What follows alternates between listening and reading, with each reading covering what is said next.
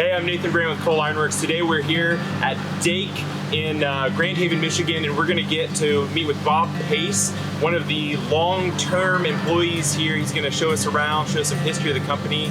So let's take a look inside.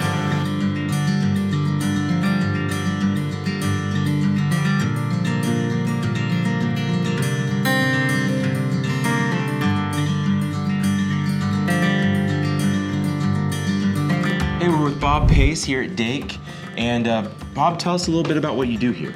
I'm engineering right now, and I've been doing that since 1999. Okay. And How long have you been with the company? I've been with the company, it'd be 46 years in November. That's awesome. Really, really So cool. hired in the day I turned 18. Yeah? Wow. So that was pretty exciting. Yeah. So you've got some old books and tomes out here to share with us. Tell us a little bit about what we're going to show. Well, we got a log book for the steam engines that we sold. Okay. And this particular log book starts in 1906. I've been in business since 1887. And it's got every steam engine we sold from 1906 until I think sometime in the 30s in this particular book. Okay. Yeah. And then we got a catalog for Dake engines from 1911. And it's before they had phone numbers, so to order spare parts, they had telecodes in it, telegraph codes. So they could telegraph in, in their order. Yep. Yeah, that's pretty interesting. So, you tell us about where the company started, what you guys were making in the beginning, and then we can kind of talk about the progression of how you guys have changed over the years. Well, Dake started in 1897. A guy by the name of William F. Dake invented Dake steam engine. Okay. And we manufactured them for 100 years until 1987. Yeah. Then we discontinued them with less than 1% of our sales. Yeah. And Dake died in 1892, 42 years old. He had cancer. Yeah. And the company kept going. Which is amazing. Which is amazing. It really is. Up until World War II. World War II come, the steam engine business slowed down a little bit, and they bought a press line from Atlas Drill Press Company. Okay. Everybody's familiar with that. Yeah. So then they started building the arbor presses and standard H-frame presses in 1945. And then they added to that, they started doing custom presses in the 50s until 1995. Okay. 1995, we quit making custom presses, the four posters, die tryout presses, and so forth. Those were the huge 600-ton. Yeah, 600 ton, Yeah. 850 metric tons. Yeah. We did a 1,200 ton, a couple 1,200 ton. Really? ones. Yeah. Oh my gosh, how big were those? They were, I'm not sure of the measurements, Okay. but them two were before my time. Okay. I hired in 1976. I was working second shift. I learned everything there was to learn here. 1983, I became the foreman on second shift. Okay. And I learned how to program all the machines Yeah. and how to run every machine. Yeah. So Were you guys running CNC machines at that point? Yeah, yeah. We had like 13 of them at that time. In the 80s? Yeah. Wow. That's pretty impressive. And some of them were not CNCs, they were NCs. So you had to run a Okay. tape through every time. And if you wanted to make a change, you had to go make a new tape. You can't change it on the machine. So. Yeah, things have gotten a little simpler, Yeah. I would say.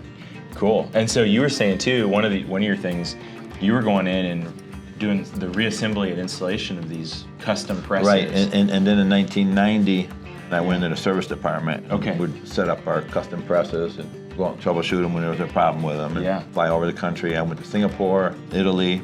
Really? Germany. And were you part of a team that was setting these presses up? Or? No, just me. Just you, okay. And the biggest was 850 metric tons. 850 metric ton, 35 foot tall, above ground, 17 foot below ground. And that, what were they using that for?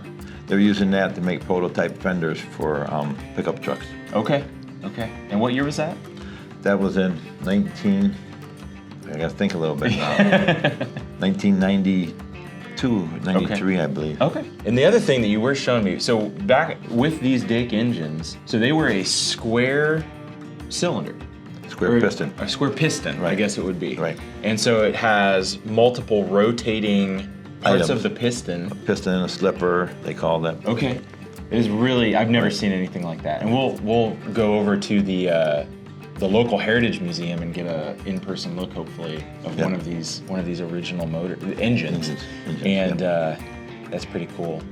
Yeah, I mean, you guys were down the street since 1957. 1957. And so how has that been in the last 20 years? You guys are going through the turmoil of 2008 and the economy crashing Right. and all that stuff. I mean, what has that been like? The economy in 2008 hit us pretty hard, and we Really? had to lay off a few employees. Yeah.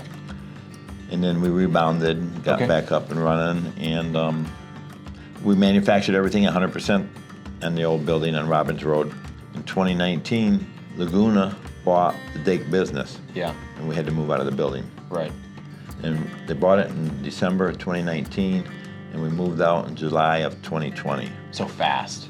Fast, You yeah. guys got into this building. I mean, to be in business. So this will be your 135th year. Right. Dake. 135 years. Pretty incredible. So now we're in the new facility you guys moved into. Right. You said 2019 or 2020? 2020, in July of 2020, we started Okay. moving in. You got into this shop. So Right. can we Test go it. take a look? Yes, we can. Awesome. These are our files of all the custom presses we've manufactured. We've manufactured over Oh. 7,000 custom presses since 1940. And we just pick a model number, like 27485, and we pull the engineering folder for it. It's packed in here pretty good. Yeah.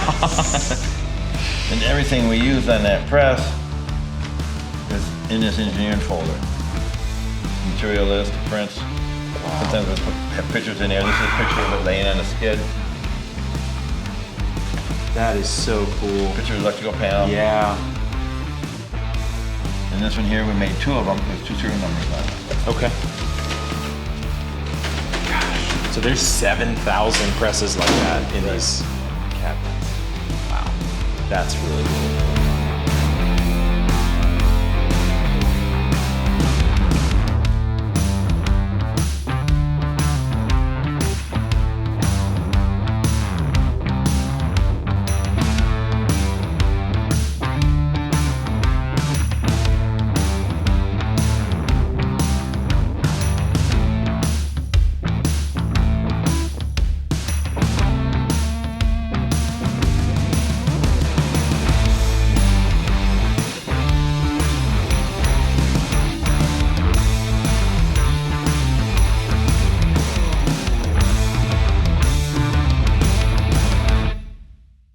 Hey, we're here at the Muskegon Heritage Museum.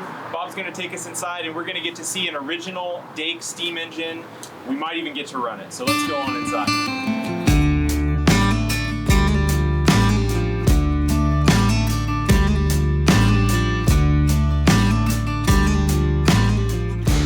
So this is a 7 horsepower Dake directional steam engine.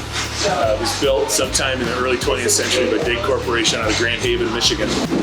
They made a whole range of these steam engines from half horsepower to 900 horsepower to do all the jobs that would have been done by muscle power and sailors on steamships prior to the invention of these. This particular model, like I said, is reversible, where most of their basic models were just unidirectional. So this piece has 7 moving parts. When we fire it up for you, it's pretty special to see how it runs. So I'll add a little bit of air to the system, and then if we start off going counterclockwise, what's happening on the inside is live steam would come in and start to push on an eccentric piston, and as it spins or as it moves, it becomes self-valving and will change where the pressure is applied to the piston and creates circular motion. But with this system, it has this control mechanism on top where it directs steam to one of 2 ports at the top of the block. So on the fly, I can change directions and it'll just go back in the opposite direction. Where with a conventional steam engine, it's a major ordeal to get it. You got to completely stop and then pick up. So I'm absolutely in love with these things. I want to try to convince my wife that I need to own a steam engine. So maybe if I can show her on YouTube that you guys agree with me, I might have a good chance. Yeah, absolutely. Right there with you.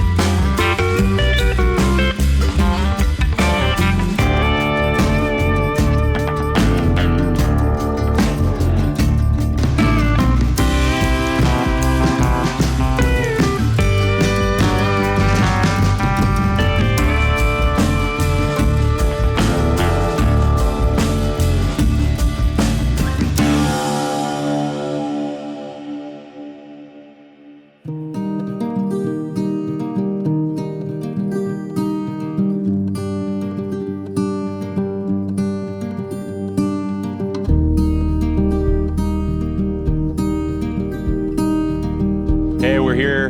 Bob has brought us to the original Dake building, not the very first one, but from 1957 to 2019. Dake was in this building, and he's been showing us around this absolutely incredible facility. The 1947 Ingersoll Rand air compressor is very cool, and 125 horsepower. That thing, we'll show you some video of that, but we're just walking around the facility, looking at the engineering offices, looking at all the industry that was in this building for a very long time.